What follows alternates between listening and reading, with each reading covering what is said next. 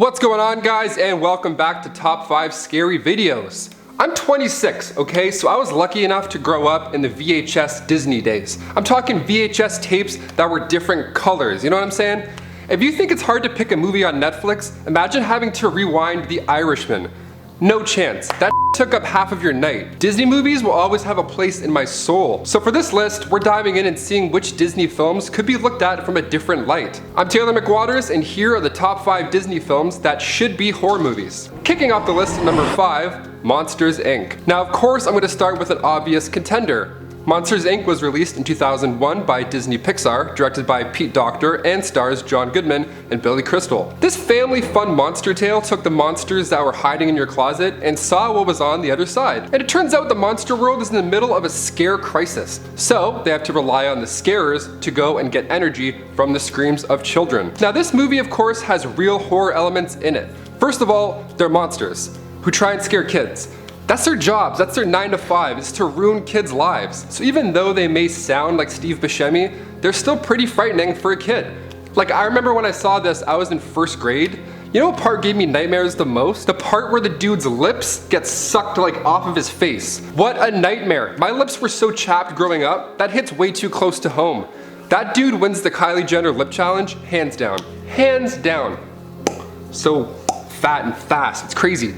This movie's quite funny, obviously. I mean, with John Goodman as Sully and Billy Crystal as Mike, the two actors are comedic powerhouses. And after the movie's release, literally everybody recognized their voices. Now, if I watch The Big Lebowski, I just hear those monsters talking. Like, if I was watching it and not looking, I would hear Mike Wazowski. That's it. Or not Mike Wazowski. I would just hear Sully and Randall just talking and arguing the entire time. It's great. You gotta try it. But there are many theories that pin Monsters, Inc. as a horror film.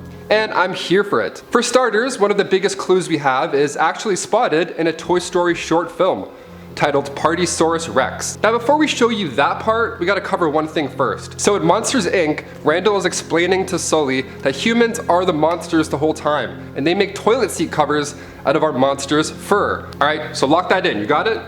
Cool, sweet. Cut to Toy Story 2's Partysaurus Rex. Released in 2012, there's a part where Bonnie is playing with Rex in the bathtub, and for a brief moment you can see the toilet seat, and it is, in fact, the same fur as James P. Sullivan himself. Check it out. While it's not a shocker that humans suck both in real life and in the Disney life, it is quite alarming considering these movies have been known to be part of the Pixar theory, which is another video for another time.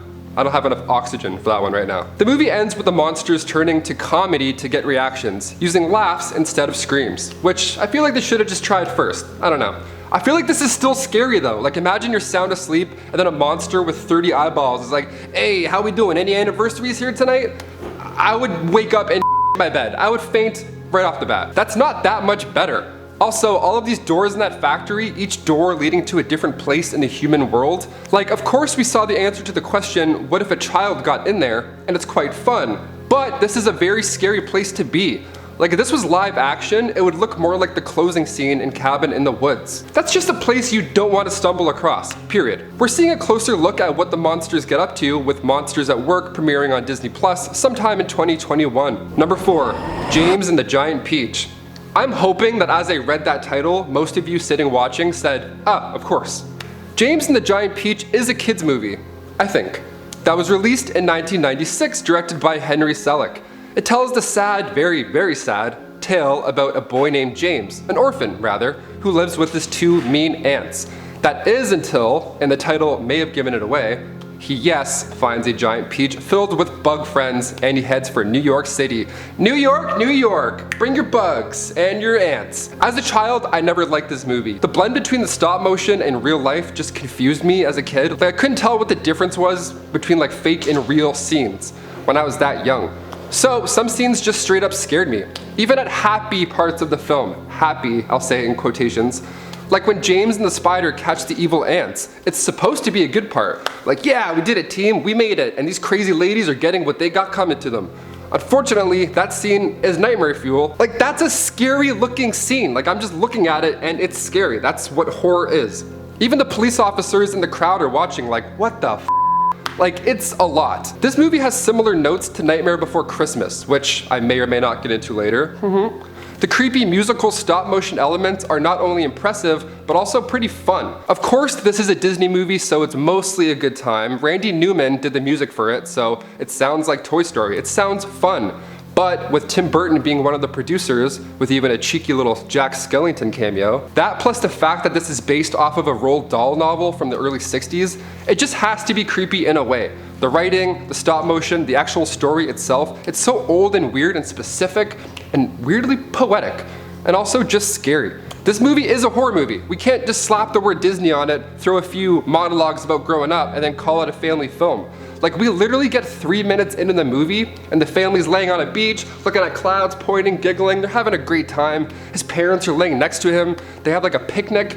Then the narrator's like, oh, and then an angry rhinoceros appeared out of nowhere and gobbled up his poor mother and father. Their troubles, if they had any at all, were over in 35 seconds flat. What? What the hell kind of movie? Like, the dude even said the amount of seconds it took for them to die. That is so specific. This kid should have become Batman. Like, what a horrible origin story. They even had the audacity to include a nightmare scene, as if this movie wasn't already a nightmare in itself. Like, dude, come on, I'm 4 years old. I'm so scared.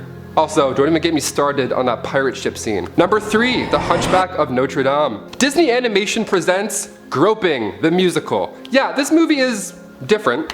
Released in 1996, The Hunchback of Notre Dame is an animated film based off the classic novel from 1831 with the same name, written by Victor Hugo. So, taking place in the 15th century Paris, we have a hunchback named Quasimodo, who was nearly killed when he was a baby by Frollo, the Minister of Justice. He acts in the name of God, so after he commits this murderous sin, he decides to spare the child, making him a bell ringer and locking him away in the meantime. Nothing helps a bad back like yanking a 13-ton bell, you know? To make it better, let's just yank this ship. So one day, Quasimodo is made a fool in public. He decided to sneak into the town festival and have a good old time.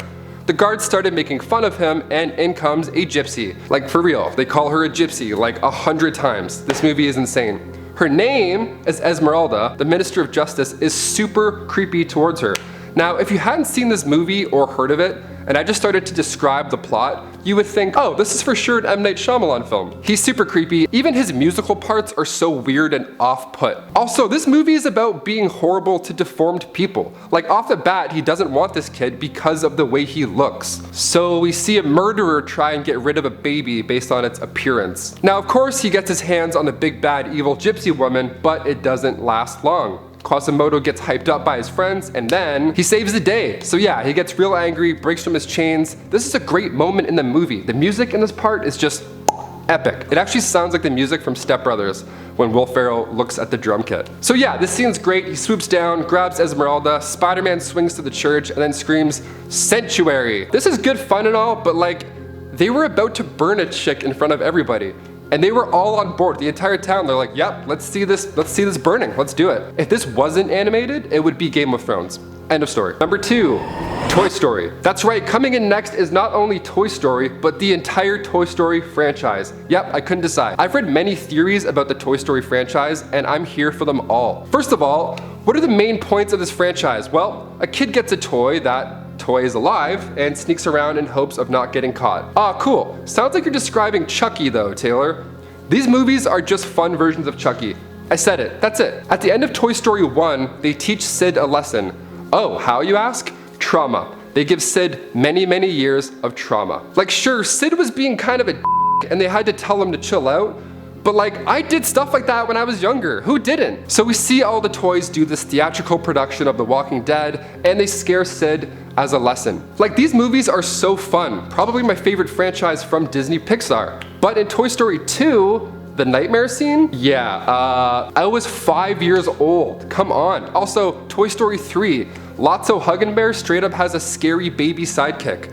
That's already enough. Like, that's it. They accepted their fate at the end of that movie. They accepted the fact that they're going to die, and they made sure to hold hands and smile and look at each other right before they do. This is a horror film. Toy Story 4, also a horror film. The entire time, like, all of Toy Story 4 is just a horror film. Every time that ventriloquist dummy came on screen, he's walking all weird, he's like, bah. My shoulders kept cocking up. I didn't like it. The horror elements in that movie are practically invisible to a young eye, but seeing it as an adult, it's scary. As soon as we met Gabby, we all knew something evil was afoot. Like, I thought Toy Story 4 was great. Toy Story 3 was the perfect ending. So when they announced another one, I was like, oh, why are you gonna ruin it? It was fine, I'll say it.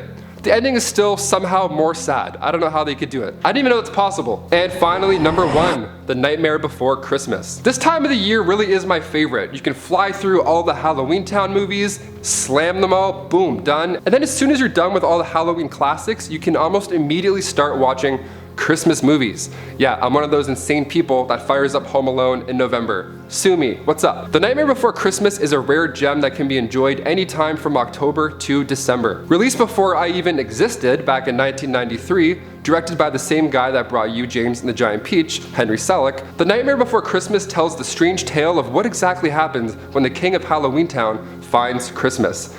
And it's beautiful. Mostly. Using the voices of Danny Elfman, Catherine O'Hara, and Chris Sarandon, this stop-motion musical was inspired after Tim Burton witnessed a storefront in the process of changing from their Halloween display to a Christmas display. He said something about the reindeer mixed with jack-o'-lanterns just sparked an idea. So sure, it's fun, and the songs will be stuck in your head for like 28 years, but this movie is a horror film. Hey, if you disagree, you're a ghoul in disguise. Got ya. The opening song gives us an idea of the players we're working with in Halloween Town. The first line, boys and girls of every age, won't you like to see something strange? No man, I'm 2. Boys and girls of every age, maybe like boys and girls who are over the age of 16 and can tell the difference between what's real and what's fake. Yeah, I don't want to know any of these monsters exist, sir. No thank you. And also, Oogie Boogie, the guy made of bugs? If you can cut from the girl's look to my look, like, that's the same look I had in the theater. Yeah, that was all of our face in the theater when he was like, my bugs, and was melting into lava.